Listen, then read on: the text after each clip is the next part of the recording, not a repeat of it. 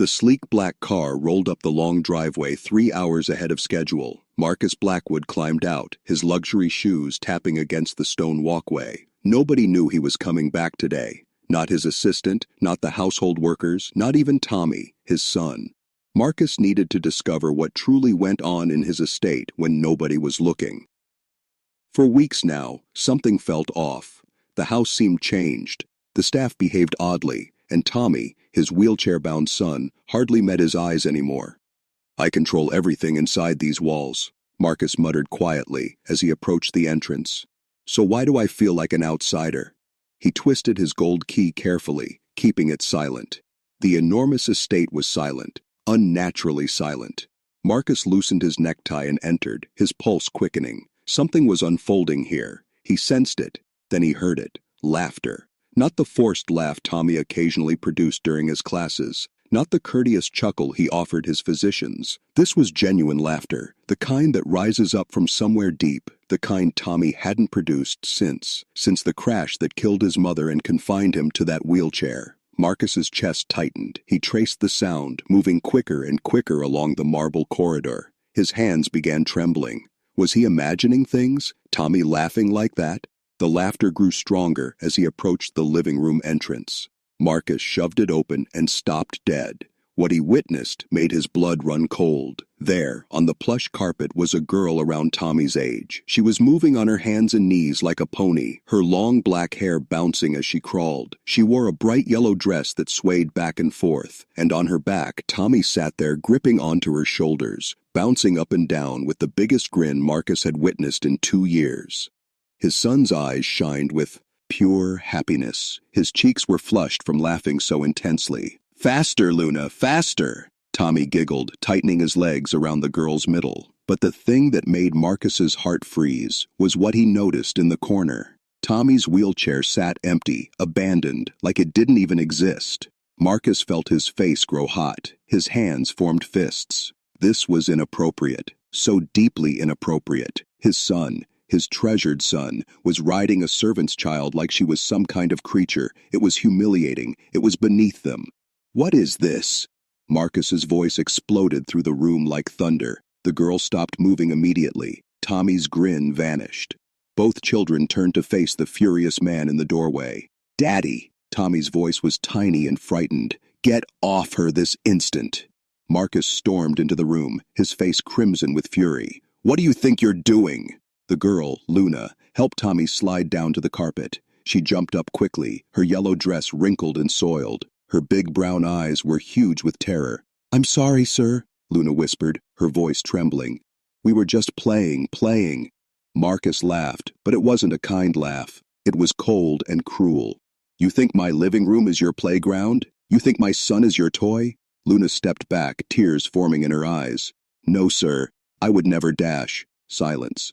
Marcus pointed at her with a trembling finger. "You're a servant's child. You have no business in this room, and no business touching my son." Tommy's face went pale. He looked between his father and his friend, confusion and terror mixing in his eyes. "But Daddy, we were having fun." "Luna makes me feel dash. I don't care what she makes you feel." Marcus's voice got even stronger. "Look at yourself, crawling around on the floor like some kind of creature." Those words hit Tommy like a strike. His bottom lip began to quiver. Luna took a courageous step forward, even though her whole body was trembling. "Please don't yell at him." "Sir, it was my idea. I just wanted Tommy to smile." "Your idea?" Marcus turned his furious eyes on her. "You think you know what's best for my son? You think you understand what he needs?" "I understand that he's sad," Luna said softly, but her voice was steady. "And when we played together, he's not sad anymore." Marcus felt something twist in his chest. This little girl, this nobody was talking back to him in his house about his son. "Tommy doesn't need friends like you," Marcus said through clenched teeth. "He needs proper companions, children from respectable families. Not—" He looked Luna up and down with contempt. "Not this." That's when Tommy did something that shocked everyone in the room. He pulled himself up using the sofa and stood as upright as his weak legs would let him. His small hands formed fists, just like his father's. "Stop it!" Tommy yelled louder than Marcus had ever heard him. "Stop being mean to Luna!" Marcus stared at his son. Tommy was trembling, but not with fear, with fury. She's my friend, Tommy continued, his voice breaking with emotion. She's the only person who doesn't look at me like I'm damaged. The words hung in the air like smoke. Marcus felt his heart skip a beat. Damaged? Is that how Tommy saw himself? Luna reached out and took Tommy's hand. You're not damaged, she whispered to him. You're perfect, just the way you are. Marcus watched his son's face often, watched Tommy look at Luna like she had just given him the most precious gift in the world. And that's when Marcus realized something that made his stomach drop to his feet.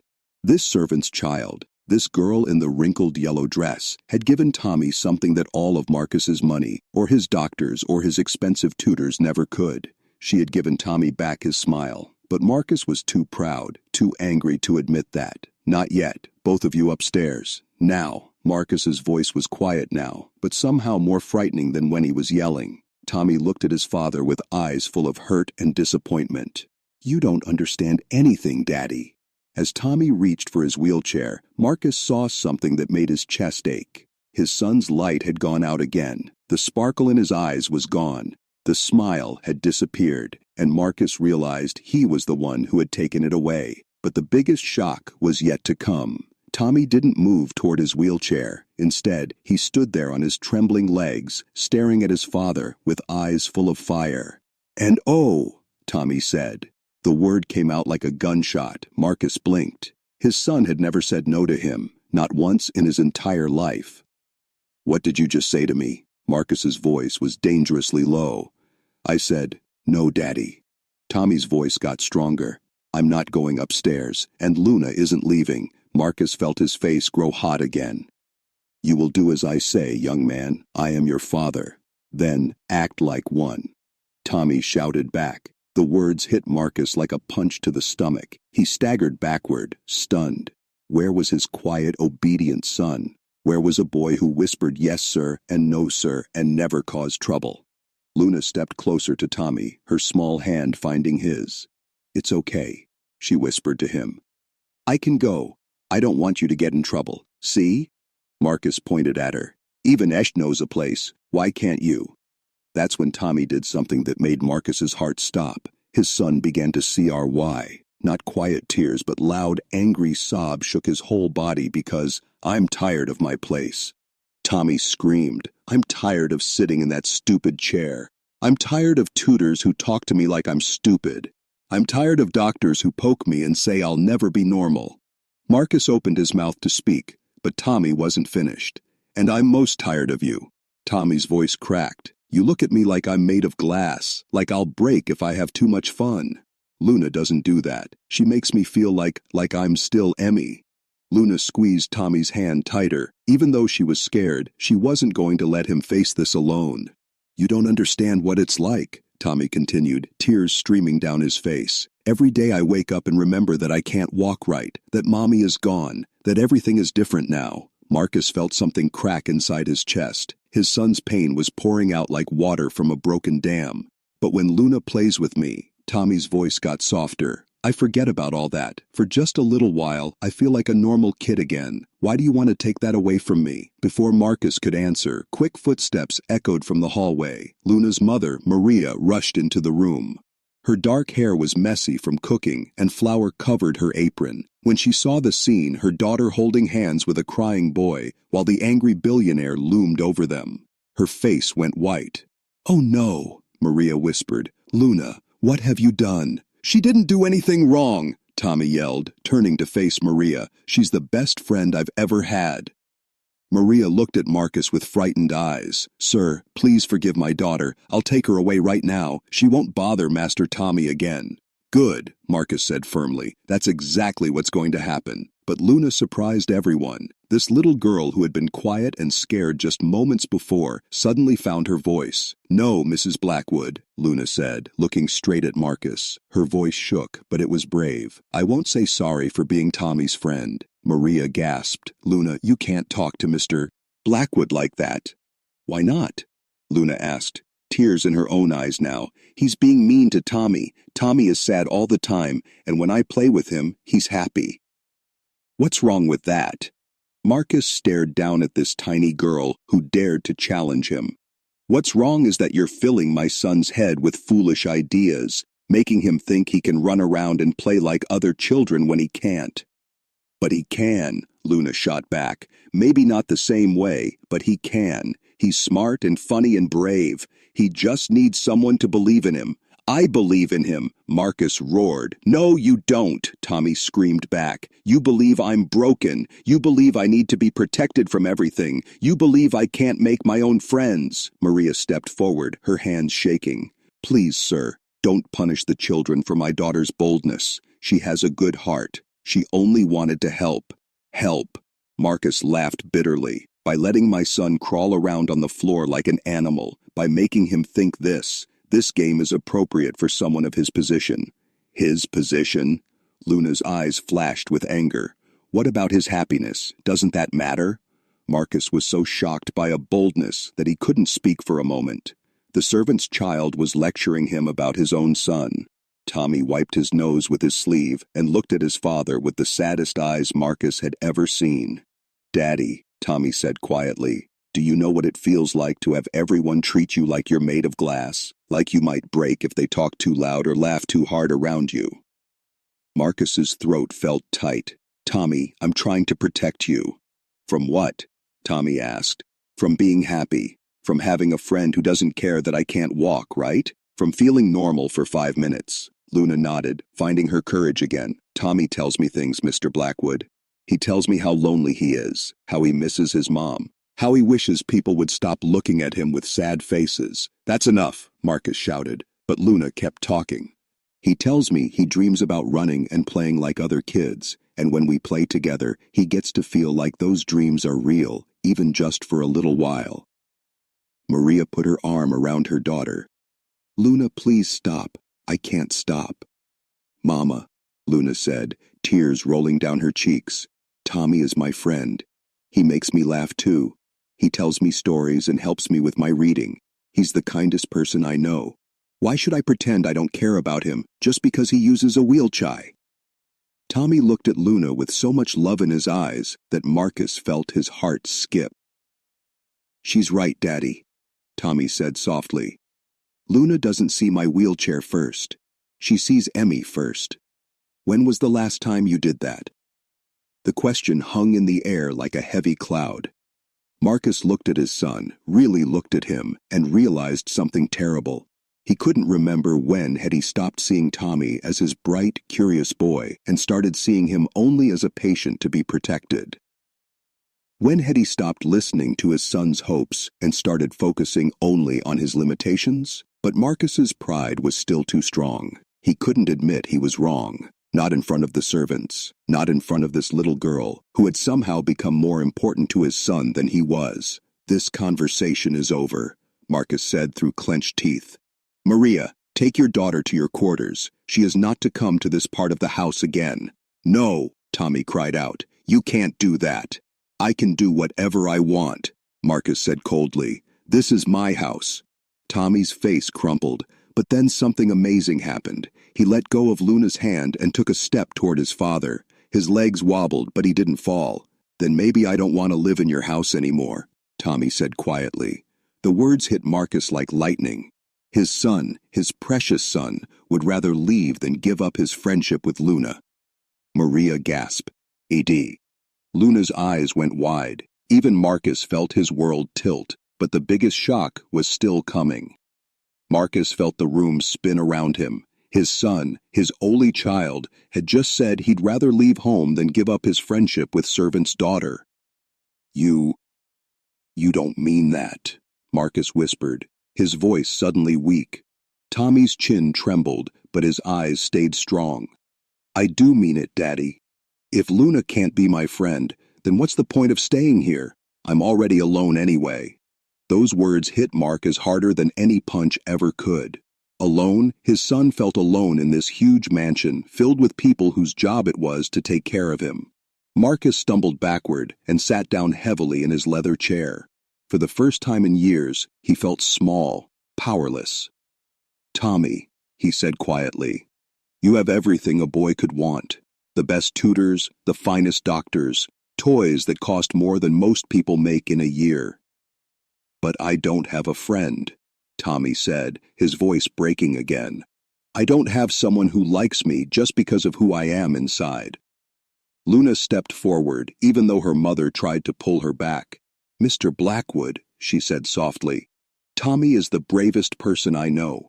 When I was scared of the thunder last week, he told me stories until it stopped. When I couldn't read a hard word, he helped me sound it out. He's not broken, he's wonderful. Marcus looked at this little girl with a messy hair and wrinkled dress, and suddenly he saw something he'd never noticed before.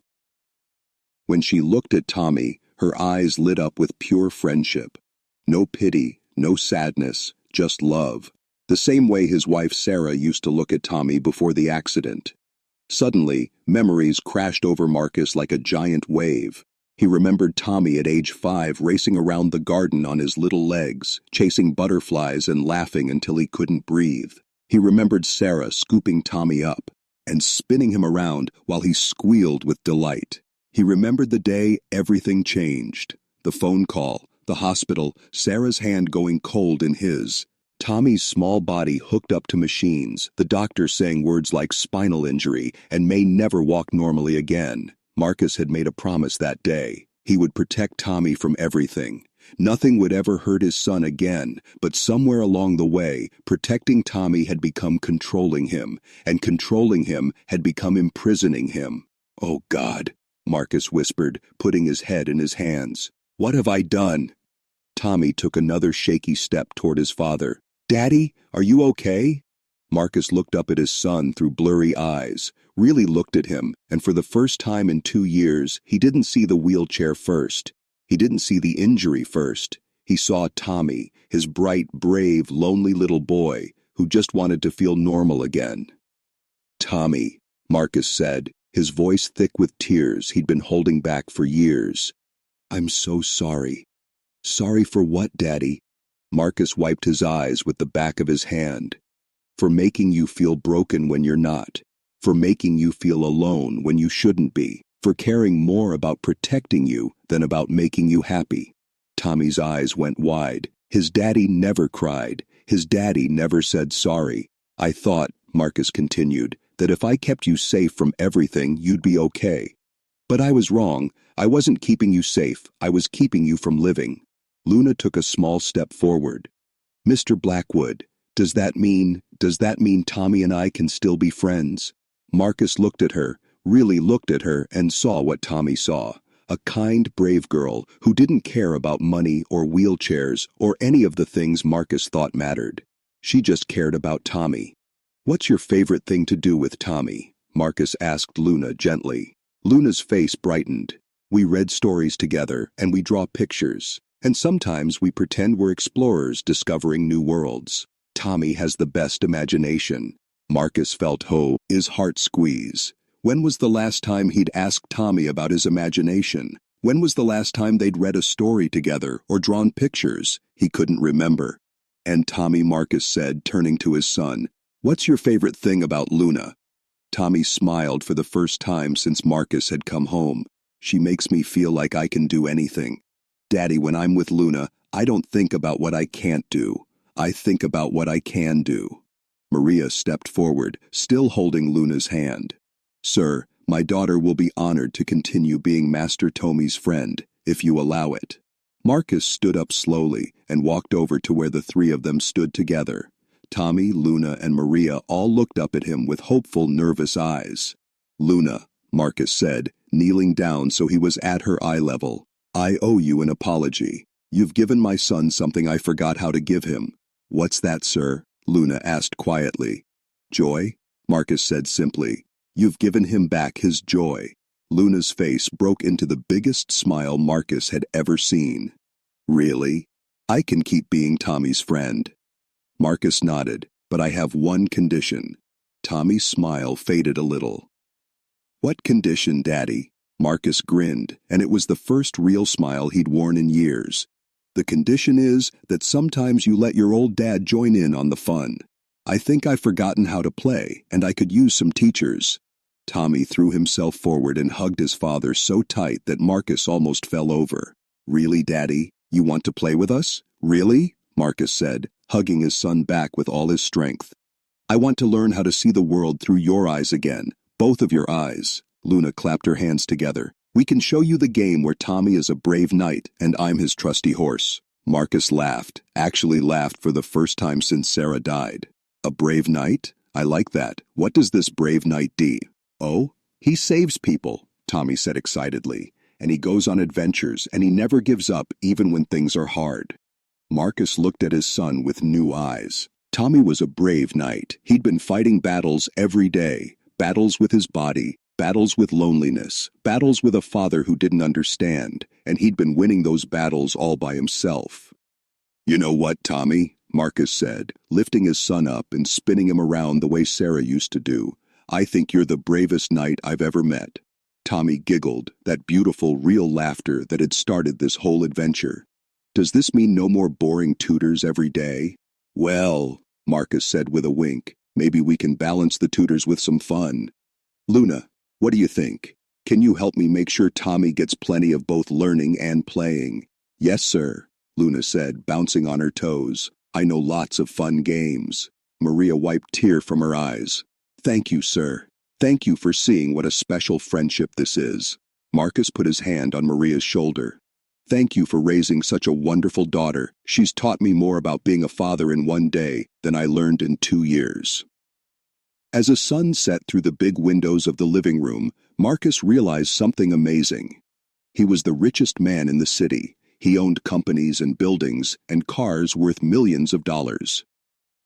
But the most valuable thing he owned was sitting right there in his arms, laughing with his best friend. His son's happiness was worth more than all the money in the world, and he'd almost lost it because he forgot the most important truth of all.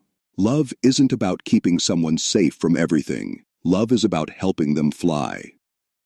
What would you do if you were Marcus? Would you choose pride or your child's happiness?